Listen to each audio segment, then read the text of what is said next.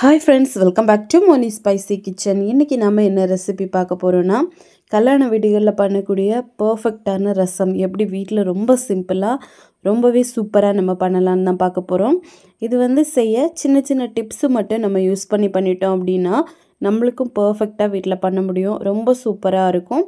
இப்போ வாங்க இது எப்படி செய்யலான்னு பார்க்கலாம். அதுக்கு முன்னாடி நம்ம சேனலை மறக்காமல் சப்ஸ்கிரைப் பண்ணுங்கள், லைக் பண்ணுங்கள், ஷேர் பண்ணுங்கள். ஃபஸ்ட்டு இது பண்ணுறதுக்காக ஒரு பவுலில் ஒரு சின்ன நெல்லிக்காய் சைஸ் அளவுக்கு புளி எடுத்து இதில் கொஞ்சமாக ஹாட் வாட்டர் சேர்த்துருங்க. இதை அப்படியே ஊற விட்டுறலாம். இன்னொரு மிக்ஸி ஜாரில் ஒரு 10 பல் பூண்டு தோல் எடுக்காமல் சேர்த்துக்கோங்க. 2 பச்சை மிளகாய், அப்புறமா ஒரு அரை டீஸ்பூன் அளவுக்கு பெப்பர் சேர்க்கணும். இது கூட அரை டீஸ்பூன் அளவுக்கு சீரகம் சேர்த்துக்கோங்க. சேர்த்துட்டு நல்லா கொரகொரப்பாக நம்ம அரைச்சி எடுக்கணும். இந்த அளவுக்கு நல்ல கொரகொரப்பாக அரைச்சி மாற்றி வச்சிடலாம். நான் மண் சட்டியில் தான் பண்ண போகிறேன். நார்மலாக எப்போவுமே இந்த மாதிரி குடுவை சைஸில் இருக்கக்கூடிய மண் சட்டியில் தான் நான் ரசம் பண்ணுவேன். இதில் ஒரு 2 டீஸ்பூன் அளவுக்கு தேங்காய் எண்ணெய் சேர்த்துருக்கேன். அரை டீஸ்பூன் கடுகு, 1/4 டீஸ்பூன் வெந்தயம் சேர்த்துட்டு ஓமம் ஒரு 1/4 டீஸ்பூன் சேர்த்துருக்கேன். அப்புறமா கருவேப்பிலை போட்டுக்கோங்க. வரமிளகாய் ஒரு 3 மிளகாய் போட்டிருக்கேன். சின்ன வெங்காயம் தான் சேர்க்கணும்.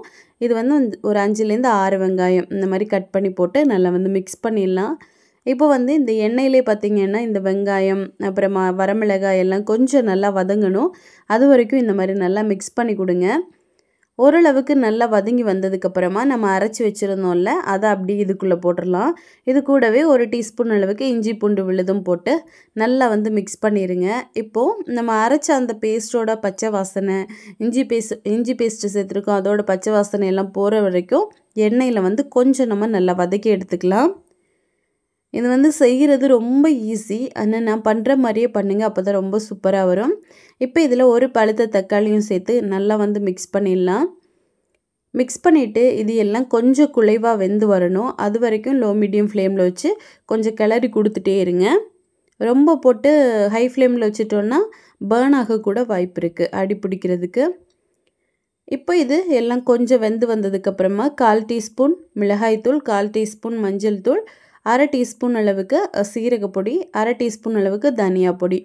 நீங்கள் காரம் அதிகமாக சாப்பிடுவீங்கன்னா ஒரு அரை டீஸ்பூன் அளவுக்கு கூட மிளகாய் தூள் சேர்க்கலாம். ஏன் அப்படின்னா நம்ம நல்ல மிளகு போட்டு நல்லா அரைச்சி எடுத்துருக்கோம், அதுலேயே அதிகமான காரம் இருக்கும். ஸோ அதனால் நான் கம்மியாக சேர்த்துருக்கேன்.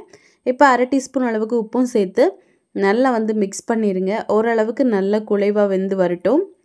இதில் நீங்கள் அரிசி வடித்து வச்சுருந்த அந்த தண்ணி கூட சேர்த்து ரசம் பண்ணலாம். அது ரொம்ப நல்லாயிருக்கும். அந்த வீடியோ இன்னொரு நாள் நான் அப்லோட் பண்ணுவேன்.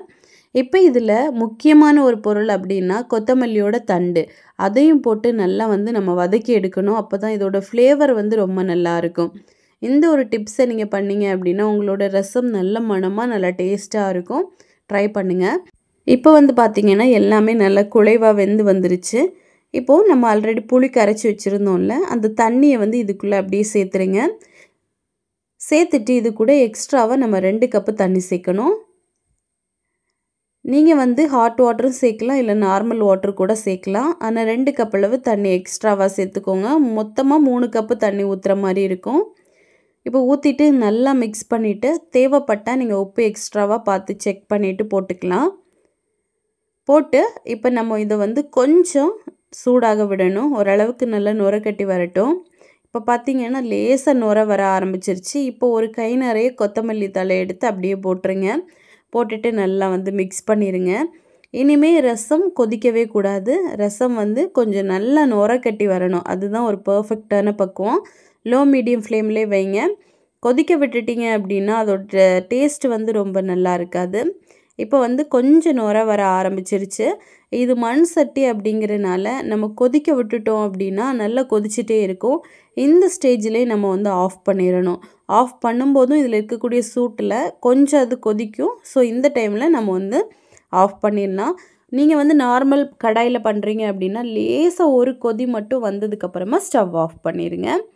இப்போ பாருங்கள், நான் ஆஃப் பண்ணிட்டேன். உங்களுக்கு லேசாக இந்த மாதிரி மிக்ஸ் பண்ணி காமிக்கிறேன். உள்ளே லேசாக கொதிக்க ஆரம்பிச்சிருச்சு. இந்த ஸ்டேஜில் நம்ம எடுத்தோம் அப்படின்னா தான் ரசம் ரொம்ப சூப்பராக இருக்கும். இந்த ரசம் பார்த்திங்கன்னா ஒரு 2லேருந்து 3 நாள் வரைக்கும் கெட்டு போகாமல் இருக்கும். ஸோ கண்டிப்பாக நீங்கள் செஞ்சு பாருங்கள். செஞ்சு பார்த்துட்டு எப்படி வந்துச்சுன்னு மறக்காமல் கமெண்ட் பண்ணுங்கள். இதே மாதிரி இன்னும் நிறைய ஹெல்த்தியான ரெசிபிஸ் வேணும்னு நினச்சிங்கன்னா மோனி ஸ்பைசி கிச்சன் சேனலை சப்ஸ்கிரைப் பண்ணி வச்சுக்கோங்க.